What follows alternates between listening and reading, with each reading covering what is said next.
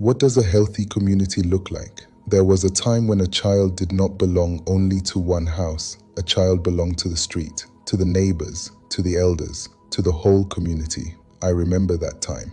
If a child was hungry, someone noticed. If an elder was alone, someone visited. If a family was struggling, someone came closer. That was not wealth, that was community. Today, many of us live near one another, but far from one another. We pass each other at the gate. We wave from a distance. We meet only when there is crime, death, anger, or crisis. But a community should not only gather when something is wrong. A community should gather because people matter, because children need guidance, because elders need honor, because neighbors should not remain strangers forever. So what does a healthy community look like? It is not a perfect place. It is not a place without problems. It is a place where people refuse to let suffering separate them. A healthy community is where young people have somewhere to learn, somewhere to play, somewhere to ask questions, somewhere to dream, and somewhere to be corrected with love. There is a time for everything. For the young, there is a time to go to school, a time to play, a time to learn, a time to serve, a time to discover their gifts, and a time to grow into responsibility. But when a community gives young people no space, no guidance, no hope, and no opportunity, we should not be surprised when other voices recruit them. A healthy community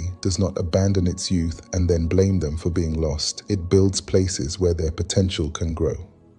For working adults, a healthy community asks a difficult question. What has your education, your income, your position, and your experience done for the place where you live? Private success is not wrong, but private success is incomplete when the community around us is collapsing. A beautiful house cannot be the only evidence that we have succeeded. A locked gate cannot be our only legacy. For elders, a healthy community says, your wisdom is still needed. Your story is still valuable. Your hands may be tired, but your purpose is not finished. Employment may retire, purpose must not retire. A child still needs your guidance. A young parent still needs your counsel. A community still needs your memory. A healthy community is built when people accept shared responsibility for the place they share. Not only the people who were born there, not only the people who own property there. Everyone who lives, works, learns, trades, raises children, or finds shelter there has a part to play. Government has responsibilities. Municipalities have responsibilities. Institutions have responsibilities. But government cannot manufacture love between neighbors. It cannot manufacture trust. It cannot manufacture care.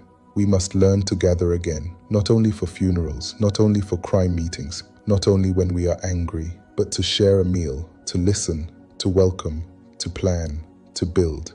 Imagine a community where young people are mentored, where elders are visited, where workers are treated with dignity, where neighbors know one another, where a struggling family is not invisible, where a child can grow up surrounded by examples of character. That is the dream, not a perfect community. A caring community, a responsible community, a community that notices, a community that organizes, a community that builds. Because when communities are built, the nation is built from the ground up. A nation is not built only in parliament. It is built in streets, villages, townships, suburbs, schools, workplaces, and homes. So let us dream again of communities where children are safe, where young people have hope, where elders are honored, where neighbors become family, and success is measured by what becomes better because we lived. Your address tells us where you live. Your heart and hands are what build it. Build yourself, build together, build tomorrow. Start where you live. Be the builder.